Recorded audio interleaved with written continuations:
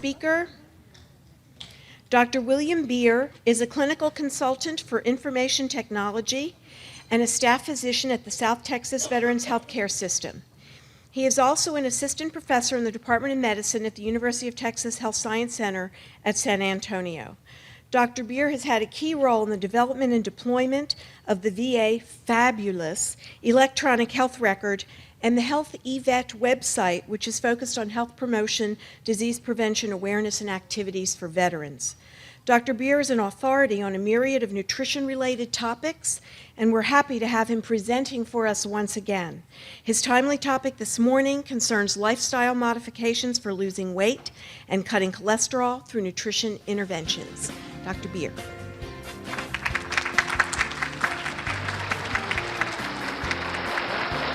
It's exciting to be here and to share what's been a lifelong dream of prevention coming into healthcare and actually being a physician at the VA, where this is an organization that is actually adopting an approach to lifestyle modification and developing new health systems, which is one of the goals that I think is a call of action from the Center of Disease Control.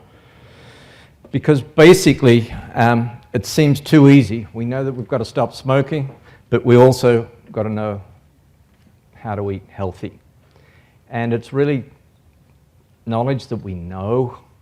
We know that there's causality of many of the lifestyle factors for the current epidemic that we're dealing with, obesity, and we know that there may be some degree of effectiveness for the interventions for lifestyle modification. I think I have the opportunity to make this work. Likewise, I'd like to share with you what I'm going to try and accomplish today with your ears. We'll see, and your feedback, we'll see how it unfolds. But I'm going to certainly try and share with you the challenges of and the burden of two major diseases, coronary artery disease, and share with you the overlap with this common feature, obesity, that we've all been trying to get our arms around. To highlight now the evolution of the clinical guidelines developed by the National Public Health Preventive Task Force, and where they now strongly recommend not only screening but also intervention for health promotion. And thirdly, to look at the call to action that we heard alluded to earlier.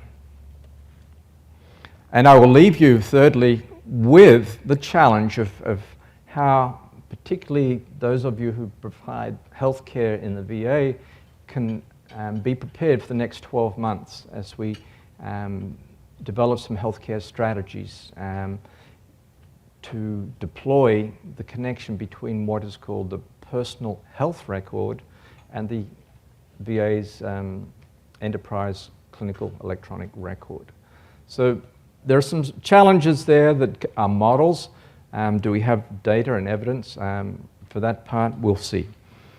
But bottom line is that there's a commonality for lifestyle modification, and some people call it therapeutic lifestyle care, or TLC.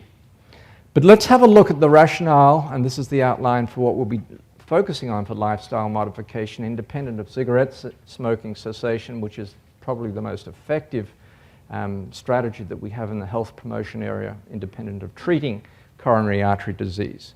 But look at the commonality for lipids, elevated lipids, both screening and also screening for obesity, and look at the burden associated with those. We'll look at some of the evidence for the development of the clinical guidelines, as I just alluded to, and that we heard summarized in part by the Center for Disease Control. And thirdly, as I alluded to, look at how potentially nutrition services can be transitioned from an individual to a population. Because we've obviously not got strong evidence for the individual, but perhaps we might have stronger evidence when we start approaching populations. As we've heard already, the patient-centered medical home, not really a nursing home, rather it's team care, and how we provide that in the VA is unfolding as we speak. And in our community, our family practitioners and some of our colleagues in the verdict group at the VA have been evaluating and implementing how to structure practice as teams, which not only includes the provider, but includes the medical assistant, whatever the environment may provide. Further, we're basically looking at a different way of delivering healthcare and treating patients, but including health promotion together with the patient at the center when they're ready for change, to be responsive to that patient. So we'll be looking at some of those issues for the bottom line of today's talk. So yes, in 2009, the Clearinghouse for Clinical Practice Guidelines, these terms that come out that never get translated into action. So I'm just highlighting that as a challenge, because basically we know what to do, but we're not very effective always at implementing. We've seen the report cards, and we'll be looking at some of the report cards today. So with respect to cardiovascular disease, the common health promotion issues, obviously identifying for screening for blood pressure and implementing strategies to maintain control. And with respect to lifestyle, we're looking at identification, the screening for the dyslipidemias, and looking at the intervention for behavioral modification of dietary counseling, not just an order, go see the dietitian. Obviously, the introduction of aspirin for when an individual has been stratified, being of increased risk, and we've heard already about the value of tobacco cessation in contributions to lifestyle or screening and prevention for cessation, putting it in the problem list. The big problem, however, is down the bottom here, and that is the genie's out of the bottle now, obesity. And obviously the screening for obesity by objective measures for which we have numbers, and adjusting our body weight for our body height. And yes, some of us have reached 40, including our abdominal girth because of the risk stratification. What's contributing? We all know physical inactivity, and you've got the report card, and I would really like to thank Drs. Anderson, Sloan at CDC for providing this information. I've extracted some of the data for health promotion and the report cards for both Texas and the 2010 goals, so that we can have a look at some of the data that makes it exciting now that we have the ability not only to intervene, but to see what we're doing and how effective it is, because this has really been the transition for many organizations, in particular the one some of us work for and sponsor this conference. So that's the plug. But really the teamwork is more than the dietitian. So the American Dietetics Association in 2002, and in your handout there's their bibliography for this particular report. But what we're highlighting now are not dietitians working in isolation, not the National Heart and Lung Blood Institute working in isolation, and the treatment recommendations were now up to the 4th National Cholesterol Education Program and recommendations there. But everyone getting on the same page for identifying the evidence and making the recommendations. It's up to us not to put it on the shelf or to never look at the treatment recommendations and the evidence base for that. But what's coming through in the dietetics deal, it's not the knowledge, but it's how effective we are, at least using a dietitian. We never paid them. So that's one of the advantages in the VA. We incorporate into a healthcare team dietetic services. And what skills are they able to do? When I went to medical school, the dietitian did the calorie count and prescribed and followed through an unbearable 800-calorie diet. No one would ever adhere to that, and that's 4 yogurts a day. Give me a break. But that's the history of it. Why I'm so excited is that some of us are boomers, and some of us have seen where education has taken us and where we are today, where basically we've got numbers and we're starting to get evaluation of what we're doing. And it's more looking at empowering a patient with self-management training, motivational interviewing when the time comes, not only the dietitian, but every member of these new teams that we see evolving together, seeing what changes, what small changes, and what we can improve. And obviously, I can't go up there and say, you lose weight. We've got to do it too. So these are the important things that are basically happening in our healthcare delivery systems that I want to emphasize. But really, let's have a look at what data has prompted the third adult treatment program. And this is guidelines summary, but it is not a simple issue that we've dissected out over the years. And I'm going to try and develop a theme for the burden and where we've been and where we're potentially going to. But lipid management is very, very complex, and it has a major challenge for any healthcare entity to approach the management of an individual with this individual specific risk factor. And so what we're looking at is initially in healthcare the screening part, together with the challenge that's been recognized for adherence to any dietary or lifestyle modification or TLC. So these are the challenges that we've seen outlined in the third treatment goals. So modifications, obviously with the clinical approach that I've just highlighted as a goal, together with the interactions with the patient in more than the clinical setting, together with the challenges that would overwhelm any poor patient with each of those risk factors. Weight control, modify your diet, increase your exercise, get educated. Stop smoking, by the way, and we're giving you 12 medications and you've got to take them all. That's overwhelming for any patient, and I think the coach that we've seen is that we've got to be able to accept and develop our skills to appropriately interact with these lifestyle modifications. It's not just, hey, change your diet. We've got to modify all the risk factors when it comes to this strategy when we are doing something other than bypass surgery and breaking the bank. Oh, by the way, there are dietary supplements. We might want to consider those too. And so these have been considered, and we'll quickly go through those, time permitting. So as the education program has unfolded, we've basically looked not only at the interventions, but first identifying the patients and the screening strategies and identifying their specific cardiovascular risks. But it's not just the heart as the target organ, and it's also atherosclerosis for both cerebrovascular and peripheral vascular disease as well. The profile for lipids, the profiles for monitoring the patients for the possibility of side effects for treatment, and then, by the way, how are we doing, both as an individual, it's easy with a cholesterol number, and, it's easy for modifying your diet, no way. So these are the challenges put forward. And so how does the National Heart and Lung Institute, with its education program, recommend we change our strategies? We're moving from the provider to a team, and it's the role of the nurse, health educators. We're seeing those jobs unfolding, and medical assistants, and they've been identified to partner with the healthcare leader, the physician, to deliver and coordinate communications to achieve all of these lifestyle modifications that we've identified.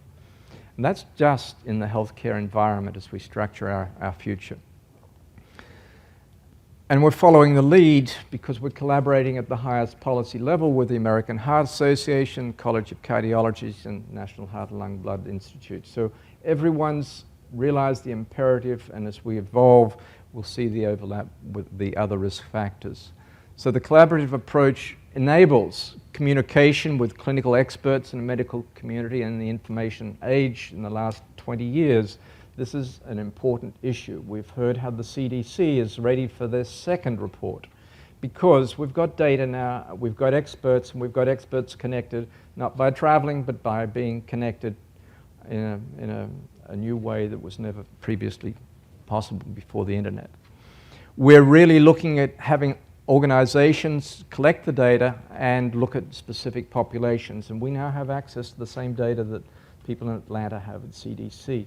And we can act for Texas, or we can act for wherever patient population is as we design strategies. But also, just keep in mind that our goal is the individual in this situation, looking at their medications, looking at the issues for both effectiveness and side effects, and looking at new strategies as a team to recommend, and more importantly, because of the imperative of cost, looking at better and cheaper ways of doing business.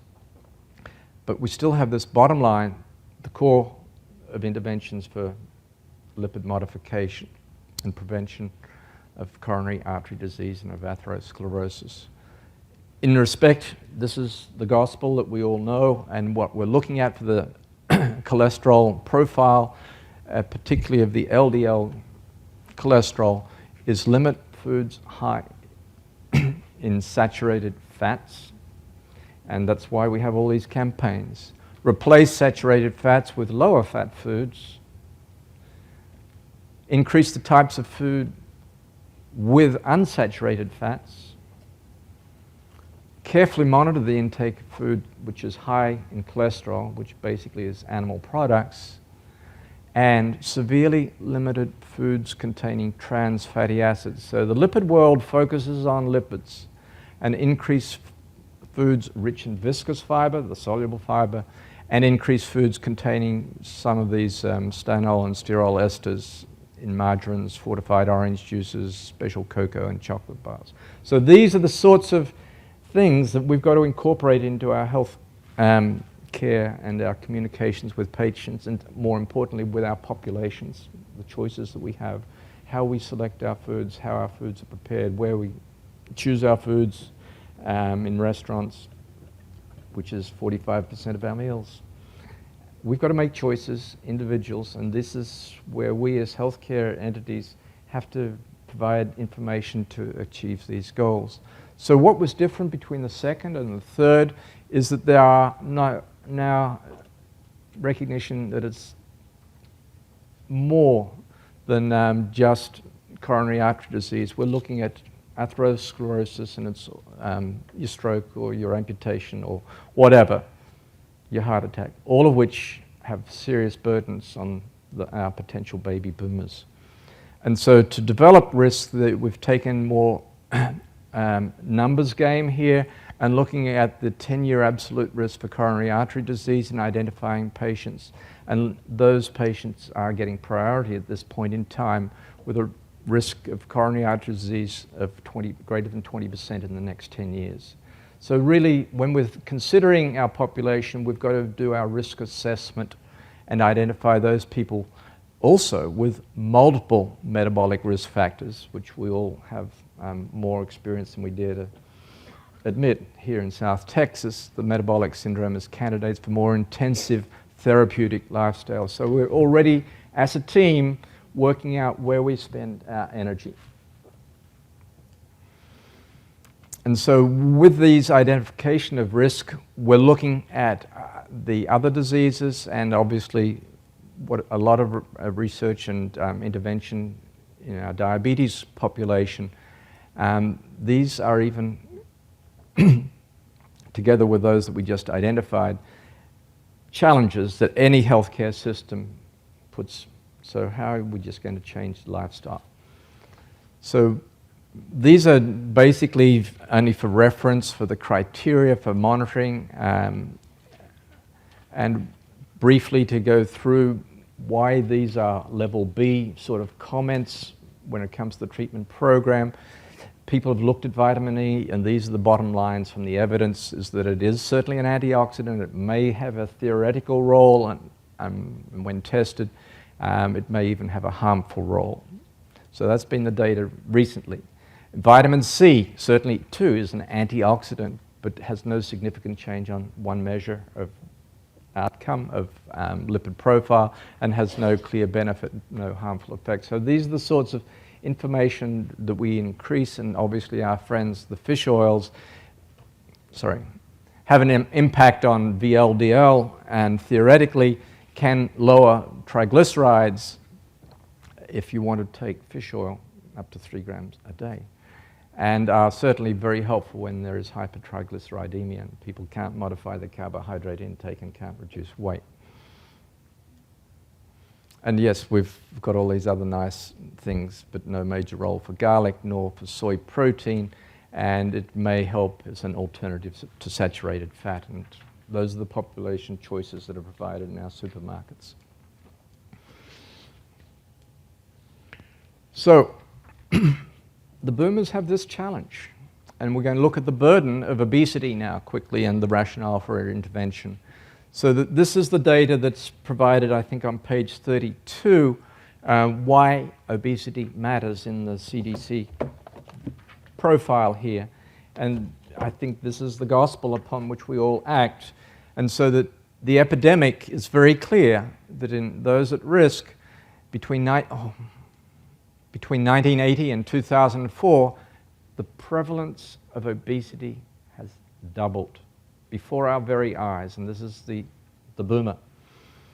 And where we are right now in 2006 is 72 million, with more than 1/3 of adults are obese. 80% of obese adults suffer from the profile that we talked about: diabetes, hypertension, coronary artery disease, high cholesterol, osteoarthritis, and combination of these. This is the strategies that we're dealing with multiple diseases in a patient, independent of multiple risk factors. So we can only focus on prevention, and we may have a benefit in these additional outcomes. But the good news is, and why we need to promote it, and this is why it's a call for action, is that an effective outcome for type 2 diabetes risk is reduced by as little as 5 to 7% reduction in body weight. So same with cigarette smoking. You're doing well. What did you do? Keep it up. Those coaching issues are certainly what we would do in a face-to-face setting, but how many people are we dealing with? 70 million. It has major effect on blood pressure, and it also improves a number, a risk factor that we just discussed. In 2000, the cost, the burden was significant, and however you want to calculate it, it is a significant cost in our healthcare environment and in our workforce and anything else that you want to add in. And that if you look at the impact on all the obesity-related diseases, the work days lost is incredible. So that's another call for action that not only National Institute of Health but also the CDC is trying to steer us towards. And the gap, the treatment disparities, particularly in the Hispanic population, if we just look at the intervention of you are overweight, in obese Mexican-American adults, 14% are less likely than adults to be told by a physician they're overweight. So these are just the simple cues that we've sort of already heard from Dr. Jane of how we can potentially look at numbers and then appropriately interact with our healthcare delivery. I really don't want to go into this, but the burden is incredible on mortality. This is the justification for CDC going forward. And here, if you have a look in your books for both males, this is the BMI, and this is where 70 million Americans are with a BMI greater than 30. And this is for females, and this is for males, and this is mortality. The boomers have more than a 40-inch waist. They have a big burden on our community. And so with respect to the various diseases contributing to that mortality, coronary artery disease, and how we've delivered treatment, coronary artery bypass at whatever you want to pull the number for, used to be $60,000, it's getting cheaper now because we do so many, and now we're doing stents, but the cost for achieving these goals from the late 80s in the last 2 decades is that we've made impact with treatment. It's imperative now, identifying all the risk factors, given the data that I shared, that we approach this prevention mode. And this is the scenario of the last 20 years for the impact of coronary artery disease on women. Similarly, just to put in context of why we do what we do, and this is looking at the various populations of adding in physical inactivity. And so that as we look at the burden of obesity and looking at the burden of those who have no physical activity versus those who are physically active. So the imperative also is another lifestyle modification of increased physical activity in the population. And we know these diseases, we've learnt them in medical school forever, and these are the additional burdens beyond what we're going to describe today, but these are the morbidities that we have to deal with on a daily basis as we provide health care and treatment in our clinics. So the challenge is certainly with diabetes over the BMI, the challenge with hypertension, and the challenge with gallstones, and here's the challenge with coronary artery disease for both men and for women related to body weight. So these are our priorities: diabetes, hypertension, coronary artery disease. As we get our BMI greater than 30, the curve goes up. So how do we implement clinical guidelines? This is a report card that I think is for Texas, taken from the surveillance data that we have available to us. And these are the challenges that each of us have to modify when it comes to risk factor identification, and then looking at what we've been set as goals for Healthy People 2000, and looking at obesity, looking at Texas, and looking at the national average, as we are in the lower group here. So with obesity, our report card can be improved upon here in Texas. Hypertension similarly. And here's the smoking data that was referred to earlier as well. Sorry, and physical activity, we still have a challenge. And yes, a picture is worth 1,000 words.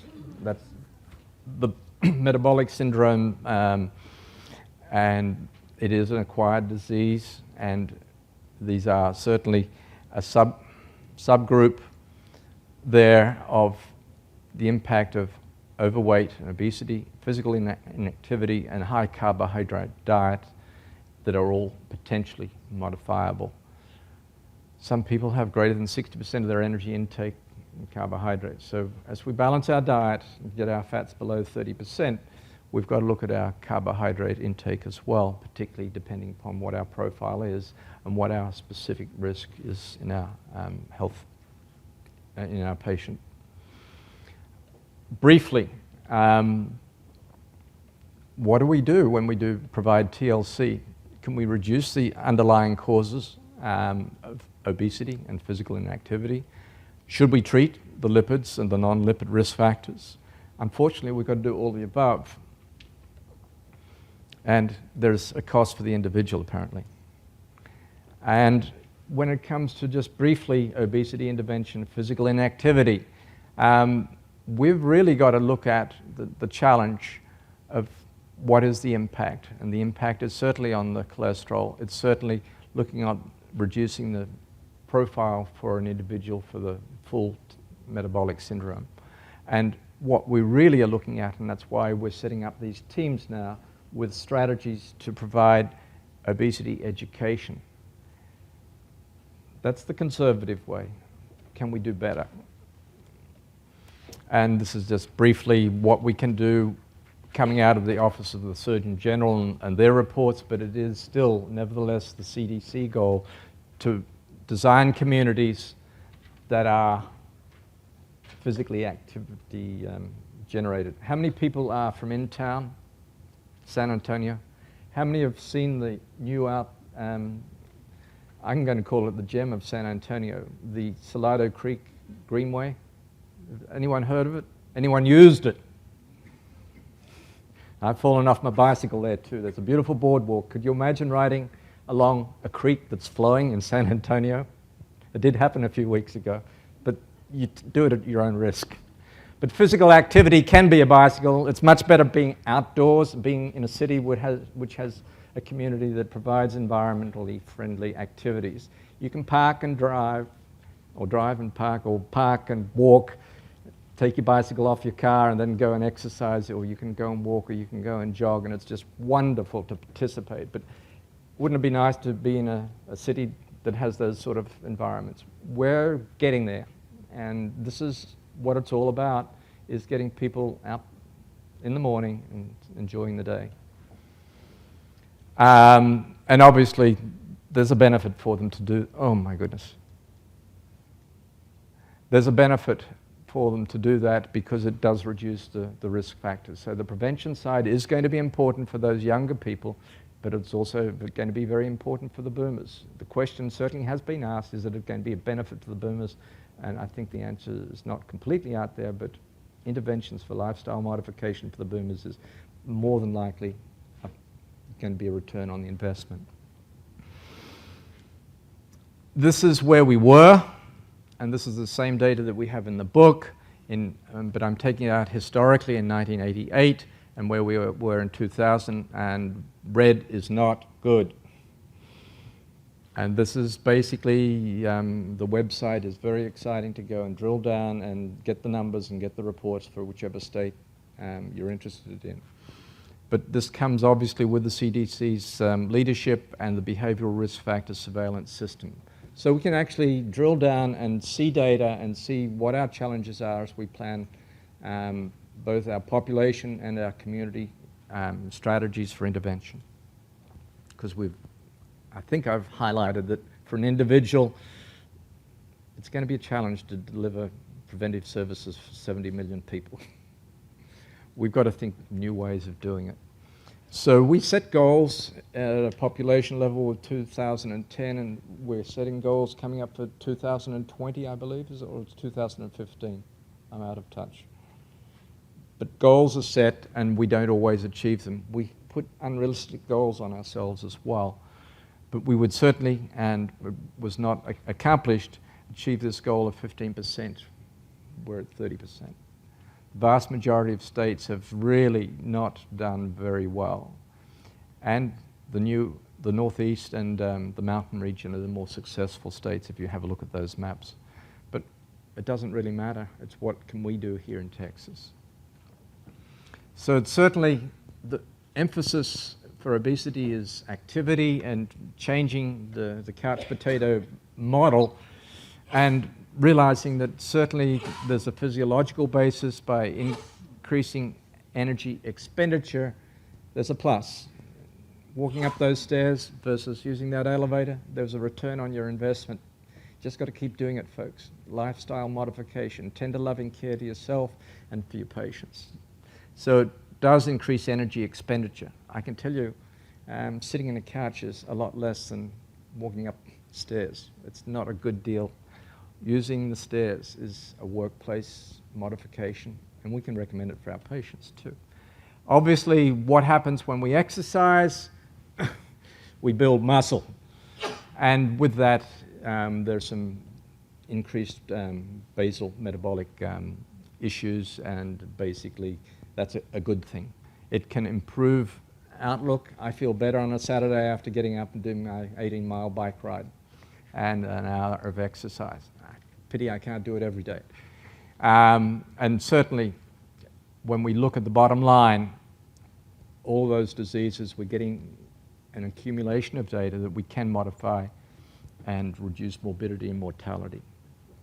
So the expectation and the emphasis on community and individuals is certainly for physical activity when it comes to identification of that individual whose BMI is greater than 25.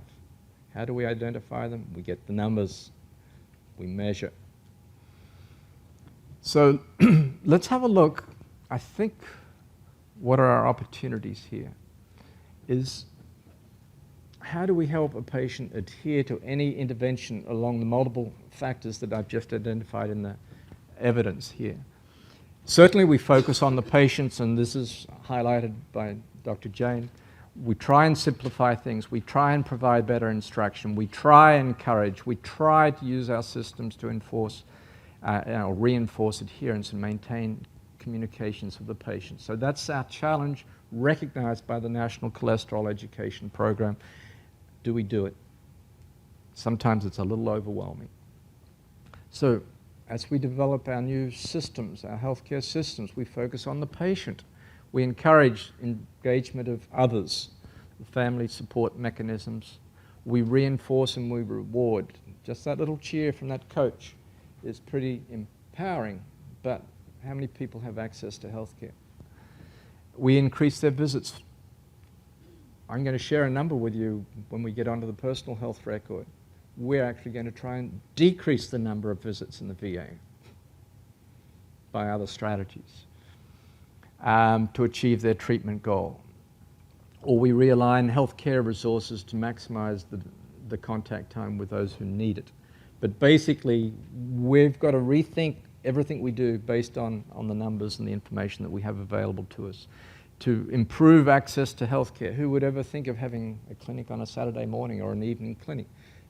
People have to work. They can't sit and wait in a doctor's office for hours and being non-productive in their work environment. We've got to be a little more patient-centered than healthcare system-centered or provider-centered. And we've got to involve and empower our individual patients. So these are certainly treatment recommendations. These are the outcomes of deliberations based on 3 prior communications. We just don't know how to get the word out. It stays in the book, it stays and goes nowhere as we develop healthcare. We've got to do better. And now we've got a potential engagement for each of us as healthcare providers and the systems that we work in to better educate the implementation. While this is referring to lipid, same principles apply for all the other issues of lifestyle modification. We could use the reminders as alluded to already when it comes to using the electronic record, and now I'll talk shortly about the personal health record. We can certainly identify someone within the office to be that patient's champion, their advocate, and to go and support them and be their coach and to be there for them. We can certainly find ways to intervene for prevention strategies, and we can certainly even out the playing field by the systems that we design, and we can provide better feedback on, hey, it's not just today, but it's what have we done in the last week, what have we done in the last month, let's review the data, let's do better. And so we've got to find ways, and this is what we're talking about, the team approach. And when we work in an environment, whether it be the VA or the Kaiser Permanente system, these are systems, healthcare delivery systems that deliver to large segments of the population. How do we approach and use the systems available to us for lipid management? By setting up focused clinics for the difficult patient, by using teams of case managers, considering the use of telehealth, whatever form, the 1-800 number for smoking cessation, or improve access through communications, or even considering video communication between patient and clinic, or clinic and the lipid clinic. And so the better ways that we can design delivery of healthcare. Certainly we've got experience of modifying medications by our trained colleagues, the pharmacists, and obviously implement the clinical guidelines rather than put them on the shelves. So yeah, the VA does actually now have an initiative and has done and translated into the Department of Veterans Affairs strategies to provide preventative services. So now that we've got the evidence and now we've got the goals for disease prevention and health promotion, structures are being put in place. And I think in the next 12 months, as more staff are being educated, you'll find out there are opportunities, no matter whether you're in a primary care clinic or elsewhere, to intervene. So we really are trying to design systems, but not at central office, but within our area of control, which is our local facilities. And then more importantly, to partner with the experts, whether it be our professional organizations and other government agencies such as CDC. So these are the sorts of strategies that we're participating in as an organization. And you've got this in your book, and it's not very clear there, but really what we're looking at is this team approach for an individual patient. with the patient in the center, setting up the health promotion strategies within the healthcare delivery system, and trying to address each of the domains that we've identified in the lifestyle modification issues that we have evidence for intervention being effective, having identified a patient at risk. So this is what I've been excited about. In the last 5 years, this is a veteran-led initiative. The veterans have designed a website, and they really would like to have all of their medical information available to them, but it's evolved, and it's called a personal health record, and it's a portal. And these are the stats, and this is going to provide access to VA 24/7, but not through the clinics, but online. So how have we made a website useful for a veteran? And this is just to give you an idea that annually, since we started in November, Memorial Day 2003, there have been over 42 million, I'm going to call them hits for the better word. We've got over 1 million veterans now with an account.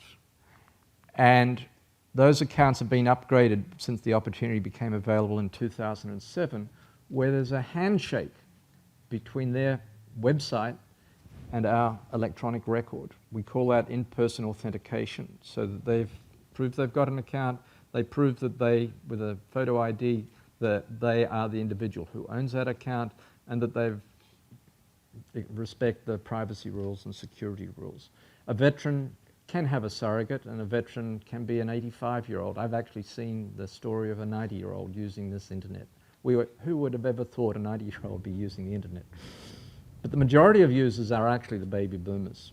The young OIF, OEF, global war and terrorism veterans now coming out just slide into this opportunity straight away. What do they use it for? To get them started is this problem of getting your prescriptions. If you are a veteran, you've got access to information. If you're receiving care, you've got access to the medical record. At least over 300,000 now have access to the medical record. And so what we're looking at is convenience. What they wanted first was the ability to order their refills, and basically they're mail delivered. So this is a wonderful service the Department of Veterans Affairs has provided. Their lipid medications don't get lost, they get delivered. And then in the last year, those who have this authentication receive the preventive measures, the wellness reminders, and I'm going to demonstrate that shortly. So already you're using this virtual environment to engage the veteran in their health care with the wellness reminders. And oh, by the way, it's got a high profile. This thing up here we're talking about is the download button. So in the next 12 months, it was talked about in August by President Obama. In the last month, this has been developed. And so on their web page, they can actually very easily download components of the medical record. It's restricted at this time, but that's the goal. In the last months, the veterans said they want it on their cell phone. So we've developed, and it includes veterans here in South Texas, an interface for this website on a smartphone, a BlackBerry, an iPhone, and veterans can interact wherever they are. Imagine the power of the cell phone with clinical reminders. Hey, good job. Stop smoking for 3 days, stop smoking for 4 days. You did exercise today, do exercise tomorrow. These reminders, for some of us, could be fun. Who likes cell phones? Not many of us. But they are very, very intrusive. But cell phones is one thing. Using this in a responsible way is what's evolving. No one really knows how to use it and how it could be best used in healthcare. So this guy has won an election on whatever we want to call it, the power of the internet and grassroots involvement. The VA is actually going to be getting endorsed doing the same sort of thing. So we started with just providing health information, and as we're aware, it's very hard to find authoritative information. Kaiser and Permanente in the VA have provided access to a tool called HealthWise, but they basically are online resources, but you can choose whatever. But the veterans have access to a standard resource There are other resources that we provide to healthcare providers. I think it's CRAMES, and with patient education. And we can customize specifically for the veteran, whether it's a lifestyle modification or instructions about your surgery. We can do better in communicating as a healthcare entity. So let's have a look at what's involved here for communication. So this would be the first page, and you can see up the top here the home page and what's available for a veteran. More importantly, they can track their health. That information that they contribute to can be shared on the desktop of our electronic record, because those patients have done the handshake, they've upgraded their account, and if you look in the toolbar of the electronic health record, we call it CPRS, the Computerized Patient Record System, those veterans have another flag there called My Healthy Vet. The provider will be clicking on that, and if you see a veteran who's got that, click on it and you'll see, not that it's currently being used, we just had to provide the railroad tracks before we go forward. So the tools are being prepared for research and for health information. We have, and we can go to many resources that are online, and we can look up, in the case of coronary artery disease, basic information that you can tell people about their arteries, not only to their heart, but to their neck, to their legs. And you can tell them what the disease is. And they can do this and explore for themselves. And many, many people in our community use the internet for these sorts of resources. And with this integration that I was describing with the EMR, this is going to be enlarged for you, but these are the wellness reminders for health promotion, and providing to the healthcare team members when we have reminders, also to the veteran who has the authenticated account, the list that we have structured into the medical record for checking on these screening tools and interventions, and with respect to lifestyle modification. But all these clinical reminders are built into the electronic record that then obviously enable us to get reports and provide feedback and see how we're doing as providers. So bottom line is that there are many ways that we can look at how we're dealing with our clinic, with our organization, with respect to prevention.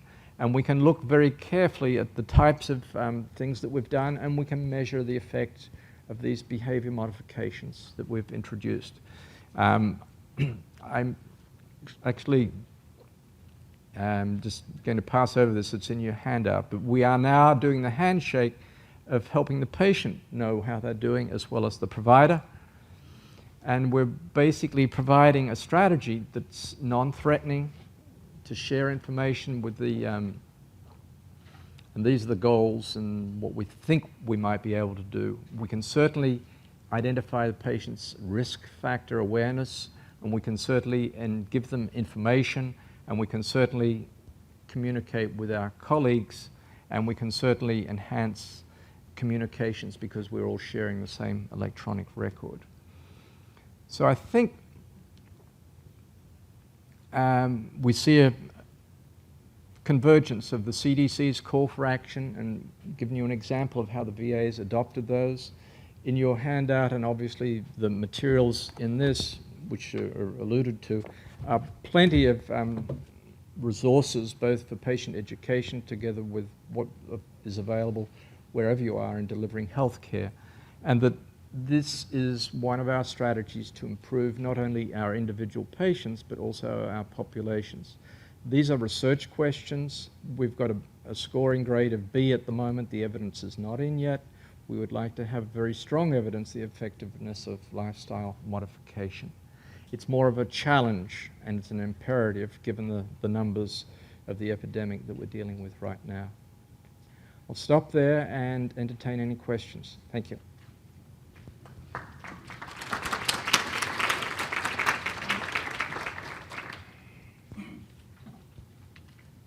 Yes, sir.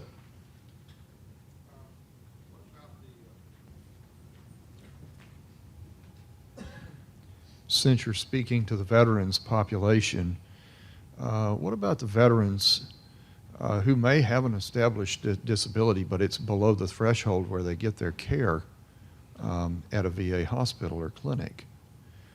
What about that population? What about the people who are aging out and will now go on to Medicare? What about all those populations? What are the future plans to include them in this network, which will provide you with astounding amounts of information that you can go over and, as you said, see what works and what doesn't. Right. As you can see, this is why research is attached to this. It is certainly a goal to test a model and test an intervention. The veterans' access to healthcare is obviously the big political football that's or the elephant that's in the room. Those, all veterans have access to this. Each of us as members of the community have access to these resources. But we don't have access unless we receive care to the actual electronic medical record. So online resources are available. Can it be better strategized? And I believe there are people addressing that issue as the next level. When it comes to the Medicare population, Health and Human Services is throwing, I'm going to say billions, $25 billion at the adoption of healthcare information technology. This is only one strategy that's just sort of seed money for what potentially could happen there, but it's really what do we do in our individual practices. So I see it as an education initiative for the Medicare patient. We haven't answered that question as to how we give them access, but it's the same challenge for the veterans and the baby boomers. So no one's got the answers, and if we can get the costs of healthcare down, then we may be able to redistribute the pie, the slice of the pie. At the moment, the slice of the pie is basically in delivery of healthcare. So it's political, it's funding, but this is theoretical at this time, being evaluated, and if effective, then I see some wonderful things happening.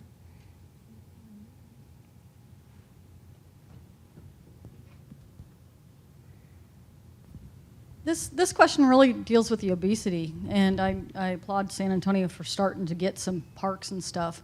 But have they looked into the additives that we add into our foods these days in regards to the obesity problems? I mean, this could be a whole nother lecture, but that's, we're making our foods bigger and for more, obvious reasons, adding antibiotics and steroids and stuff like that.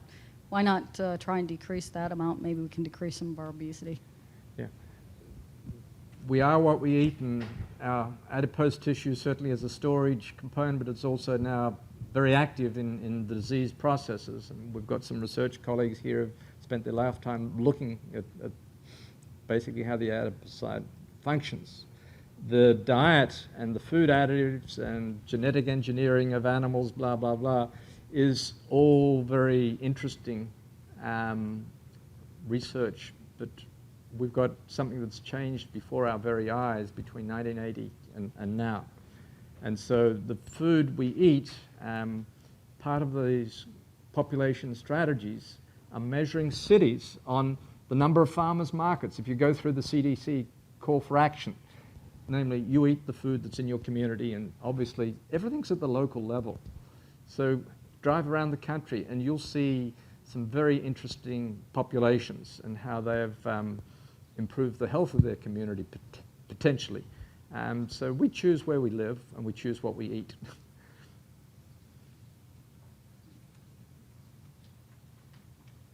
And I was reminded that for the reference here, what should we eat is from the Center of Aging and CDC as well, and their website. So this just provides the outline. We all know what to do. And yes, we make our choices, and the choices that you make and I make, I go to Whole Foods. I buy some food, and it's not always the freshest, but I think I know the farmers that grow it. So we make choices. It may be more expensive, and that's why the CDC is looking at all sorts of very creative solutions, whether it be for the boomer or for children learning how to garden, grow their own vegetables. So it's fun stuff that you could do, and it's a world of very creative thinking because we're all in it together. Yes, ma'am. So were there any states that made any kind of progress towards the BMI goals of Healthy People 2010? You'd have to drill down yourself. All I can say, the northeast states and the mountain states were those that I identified as the lowest. I don't know the data to see what the delta was because those were created in 2000 to 2010, and I believe those states have made some progress. I don't know what the percentage is. Yes. So it can happen.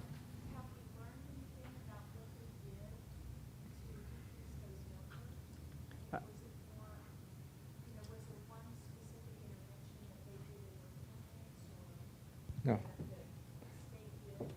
No, I don't know any, I'm not familiar with the research, but for our colleagues from the CDC we could ask that, but we could certainly have a closer look at those areas because that's where our attention is being focused, and the call for action actually has a lot of references, and I'm sorry I'm not familiar with all of the success stories, but stay tuned because they will come out.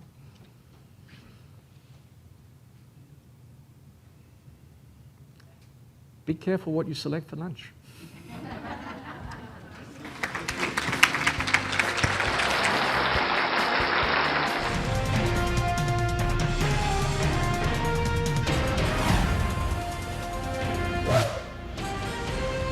Buenas noches, iniciamos con noticias de última hora. Les saluda Brenda Jiménez. Y Jorge Núñez.